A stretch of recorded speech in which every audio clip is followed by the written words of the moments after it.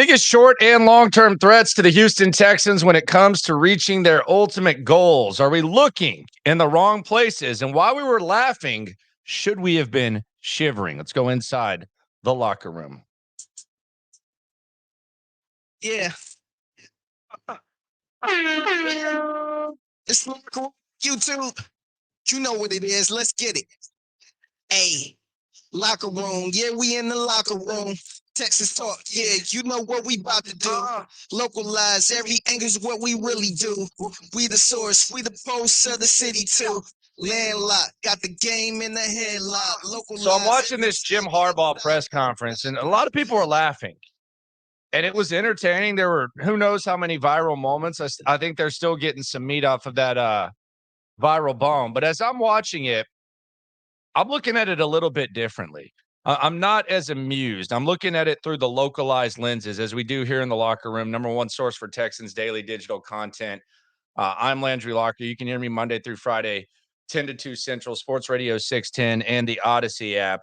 This video is going to be about discussing short and long-term threats to the Houston Texans when it comes to reaching their ultimate goal. They've never been to an AFC championship game, so that's probably a short-term goal. They were a half away from that this year. And they've obviously never been to a Super Bowl, which would be the ultimate goal and where they're trying to get. My question here would be for you, put it in the comments. Be sure to subscribe, like, right along. Who are the biggest threats to the Texans when it comes to the short and long-term reaching of those goals? Because I'm watching Jim Harbaugh and I'm looking at the Chargers, and I know that the Chiefs and Ravens are in the upper tier. But in this year-to-year league, and the beauty and detriment of the NFL is this could come tumbling down quickly. We could be talking about, these long-term and short-term goals, and it could all hit the fan next year for the Texans. So that's one side of things. The other side of things is because that's a possibility, you can't just assume that the two teams that you're currently looking up at, especially when they have the question marks they do, that they're going to be the biggest threats for a long, long time. Sometimes you don't see it coming. Sometimes there's clues that we ignore in the moment, which I want to get to in a second. But I'm looking at the Chargers, and I'm going to ask this question. Where do you think the Chargers fit in when it comes to, in the short term, preventing the Texans from getting to a conference championship game? And in the long term, just being able to sustain success to where, they're one of the main hurdles that you have to overcome in order to reach the ultimate goal, which is the Super Bowl. I think they're pretty high up. As a matter of fact, I think if you ask me to just list it, that they're right near the top, maybe even above the teams that we're talking about and we're giving a lot of praise to. We talk about the two most important pieces, quarterback and coach, and that's why you're feeling good about the Texans. The Chargers have that right now too. And they have a 25-year-old quarterback who, say what you want about him, he obviously hasn't had great coaching around him. Brandon Staley was one of the biggest dopes that we've ever watched coach, and Justin Herbert was still a really, really good quarterback. He's 25 years old. He's in the prime of his career. Jim Harbaugh is one of the more established coaches in the AFC, really, if you look at it.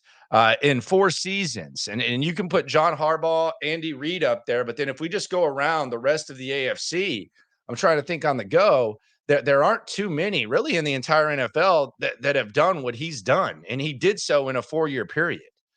In 4 seasons, Jim Harbaugh went 44-19. He went to 3 NFC championships with 2 different quarterbacks. He was about 10 yards away from winning a Super Bowl. And stuff hit the fan. He ended up leaving, and he goes to Michigan, turns them around, and wins a championship. So when it comes to the 2 most important pieces, the Chargers have that.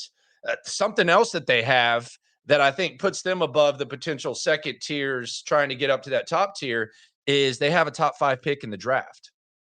Like Denver, that was a cool story. You were flirting around the playoffs, but you can make a case that it would have been better off for Denver with Sean Payton to have kind of bottomed out a little bit and been in the top 5 of the draft. Now they're going to be looking for a quarterback, and they're not in that area where you can figure something out. Chargers could be sitting in a money spot. Hell, they could be one of the teams that trades and gets more draft equity if that third quarterback's there. Or they could have their pick of Marvin Harrison Jr. To put with Herbert, or they could have the top defensive player in the draft. Like, the possibilities are endless for the Chargers. They have the coach, they have the quarterback, and they have the top 5 draft pick. I think the Chargers, if the Chargers don't make the playoffs next year, I'll be shocked. I'll be shocked. You look at the rest of their division outside of Kansas City, and Kansas City is going to have some question marks. The Chargers are in good shape, and they've probably got a revived core with Jim Harbaugh coming in there. There seems to be a lot of excitement. So I'll ask you, where do the Chargers fit? I put the Chargers in or near the top tier. They're right there. They're right there, creeping up on the Chiefs and the Ravens. Am I overreacting? Let me know. But I put the Chargers way up there. I was watching that Jim Harbaugh press conference, and I was like, all right, this is a lot of funny stuff. But when it comes to, if I'm the Chiefs, if I'm the Ravens, if I'm the Texans, if I'm the Bills, if I'm the Bengals, if I'm the Browns, I'm sitting there looking at this saying, damn, we might have gotten pushed back a little bit. Same Texans are just going to have to continue to elevate their game, but I have a healthy amount of respect for the Chargers. I put them near that tier. Who are the biggest threats to the Texans? Let's go through the tiers here. It is Super Bowl week. We are in we are in Las Vegas. We'll be covering it for you. 10 to 2 Central, Sports Radio 610 Odyssey app. Got some special Texans guests coming through. Going to be at Media Day later tonight. So be sure to check that out right along with me on the channel and at Landry Locker on X. But right here on the channel, this is a place to come for Texans digital content. And you already know about the radio stuff. So the teams in the top tier right now, the Kansas City Chiefs and the Ravens. They were the 2 teams that were participating in the AFC Championship game. They're the 2 teams that have built cultures of winning. Although Baltimore, the playoff wins have been few and far between since the Super Bowl win. I think they have 2 of those.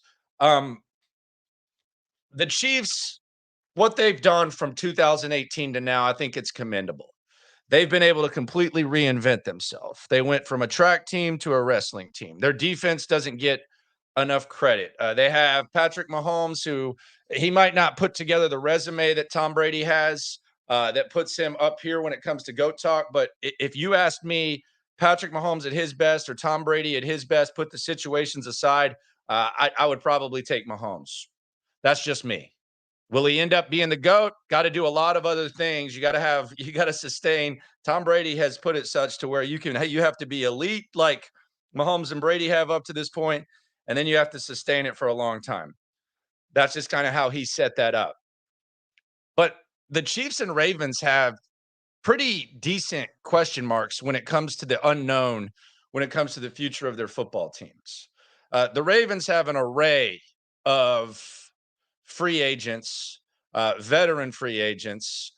They have a quarterback who I heard John Harbaugh say the other day that Lamar Jackson needs to be more involved in the game plan. I thought that was what we were doing this year.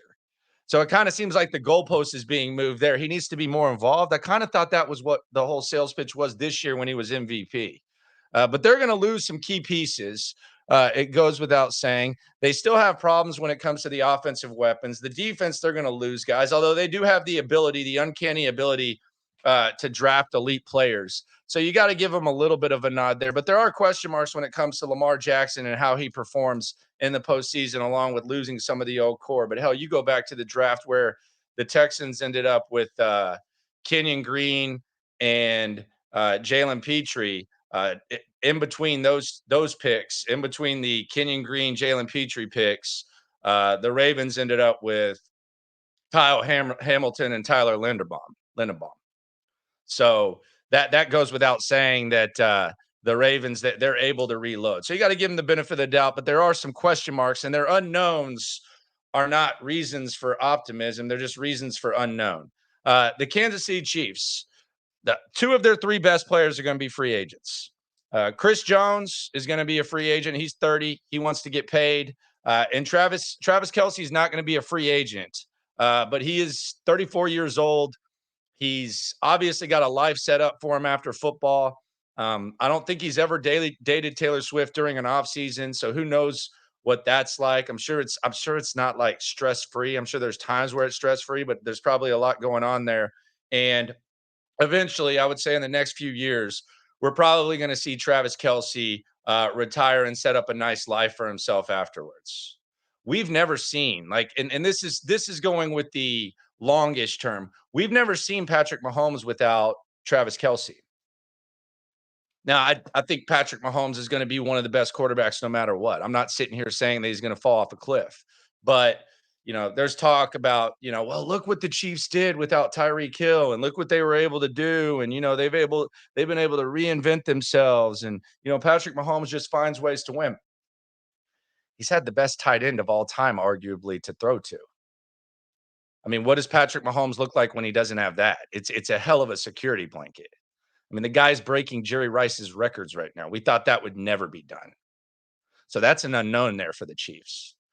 Can they sustain this level of defense? Because their defense has been able to overcome some of their lackluster stretches in offense. Are they going to be able to do that? I think there's some question marks. What is Travis Kelce going to do? What are they going to do with Chris Jones? Are they going to be able to have the assets to add elite weapons on the offense with all of that going on? I think it's something to keep a close eye on when it comes to the overall long-term threat that the Chiefs could be to the Texans. Same thing with Baltimore. Look at these two teams against the Chargers. Obviously, they're starting ahead of the Chargers, but let's just focus on the unknowns. The unknowns about the Chiefs and Ravens, they at least lead. Even the biggest Chiefs and Ravens fan, there's a little bit of skepticism. Oh, we're going to be without Travis Kelce in a couple of years. Maybe even after this one. We're going to pay Chris Jones this much. It's going to it's not handcuff because you're getting one of the best guys, but that's going to make it hard to improve our roster. Chargers have a top 5 pick. They have a coach that's coming in that's a clear upgrade over the other. They're probably going to have guys that are ready to crank it up a notch. I mean, I would say the Chargers unknowns lead for more optimism than Chiefs and Ravens. Threats in the second tier to the Texans: Bills, Bengals, and Browns. Buffalo, it's an interesting situation. It almost feels like, yes, I think they would have tapped the brakes off the Texans in the playoffs this year. If all stays as is, I would say that you would feel good about Buffalo. But they got some important free agents as well. They got a coach that appears to have them on a treadmill at the speed of one. It feels like Buffalo has been the same team for the last 4 years, which is kind of dangerous because it hasn't been where they want to be.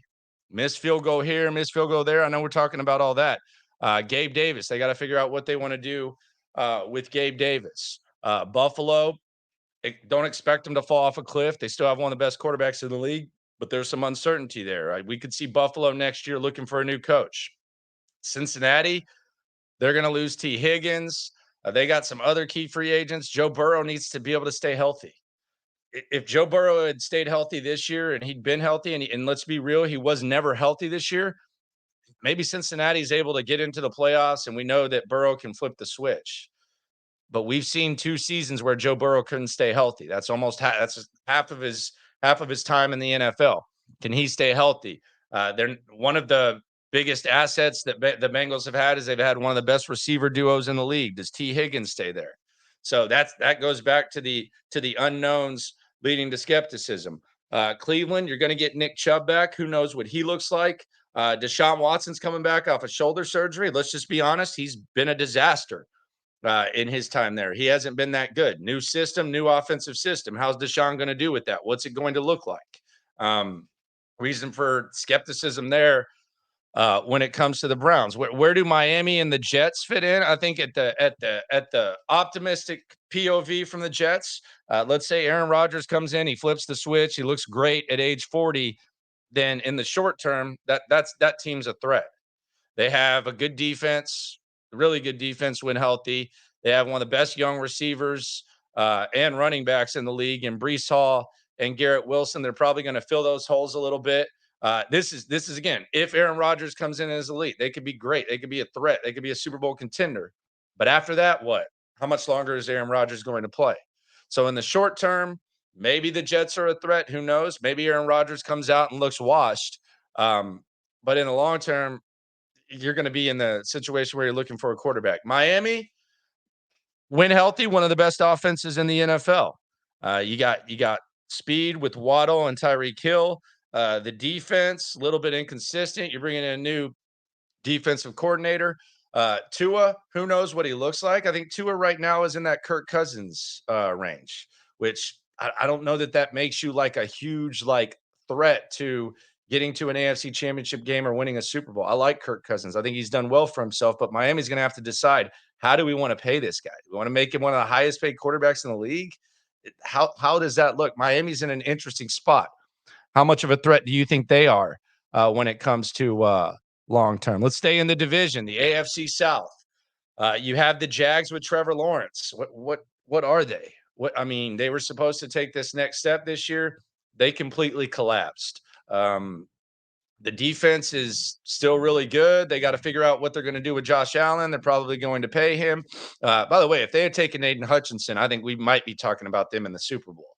It was a big mistake by the Jags. But Trevor Lawrence, is he going to take the next step? He didn't do it this year. When is that going to happen? The Jags are a clear threat to the Texans in the AFC South, but are they going to be able to finish things off? As the arrow point, the arrow at the very least is pointing sideways with the Jags. Could it be pointing down? Who knows? Colts, we don't know what Anthony Richardson is. We don't know what he's going to look like. Some think Gardner Minshew was actually the better option this year in the short term because of the inevitable growing pains that Anthony Richardson, for better or worse, was going to go through. He's going to have to go through those again. Oh, by the way, he can't stay healthy. Didn't stay healthy at Florida. He had the concussion. He hurt his leg dancing. He had the knee surgery. He had the soft tissue. And this year he had the concussion and he had the shoulder. So can Anthony Richardson stay healthy? Even if he does, there's inevitable growing pains with that style and with him going to be a first-time, full-time starting quarterback. Tennessee Titans, new coach, got rid of Mike Vrabel. They're going to have to replace Derrick Henry. Will Levis, are you banking on Will Levis being the long-term answer? I don't think a lot of people are. So in the division, it's moderate threats, although you do have the Colts that you have to respect, as well as the Jags. Other teams, uncertainty at quarterback. We know this better than anyone. Even when you're good, have a good roster, if you're mediocre at quarterback, your ceiling is limited. Most of the teams that I just mentioned outside of the AFC South, and you could even put Trevor Lawrence in the possible ceiling, they have a potential ceiling at quarterback. Even Tua, Aaron Rodgers, like all those guys, they have a potential ceiling. These teams don't. Raiders, Broncos, Steelers, Patriots. Yeah, there's times where these teams can scrap. They can do whatever, but they have limited ceilings at quarterback. So they're not a threat at all when it comes to the elite goals to be reached that the Texans have never reached. Patriots, who knows what happens with them in the draft? Perhaps they luck out and whoever they get at 3 or whatever they do, maybe he ends up being elite, and that just completely changes everything around. Maybe we see a Gerard Mayo, DeMeco Ryans type of thing. Steelers, kind of seems like you're in no man's land when it comes to that. Broncos, you're getting rid of Russell Wilson. You want to trade up? Good luck with that. Raiders, I don't want to call it a rebuild, but what the hell are they going to do at the quarterback position? So who are the biggest threats to the Texans? If you ask me, if we're just combining short and long term, the short speaks for itself. You know, Buffalo, Kansas City, Baltimore, all those teams, Bengals, maybe even the Browns, maybe the Jets. You can put them in there when it comes to 1 year. But when it comes to long term, when it comes to 2 or 3 years down the line, who is the biggest threat? I think a case can be made for the Chargers. If we're doing a combined grade and we're doing short term, because I could see the Chargers easily being a threat to making it to at least the conference championship next year, and we're combining like 2-3 years down the line, I think the Chargers are the biggest threat. What say you? Looking at it through localized lenses, God, this is much better than the last few years where we've been talking about head coaching searches, draft picks, all that type of stuff. Things have changed, and they could change for the better, but always remember they could also change for the worse. That's the beauty of this league. Be sure to subscribe, like, right along. It is the Locker Room, #1 source for Texans daily digital content. Listen to me 10 to 2 Central, Sports Radio 610, the Odyssey app, including on Radio Row at the Super Bowl. And always remember, when it comes to this Texan stuff, we're all in it together. Thanks for coming through. Yeah. Yeah. It's the Locker Room on YouTube. You know what it is. Let's get it. Hey, locker room, yeah, we in the locker room. Texas talk, yeah, you know what we about to do. Localized, every angle's what we really do. We the source, we the pulse of the city too. Landlocked, got the game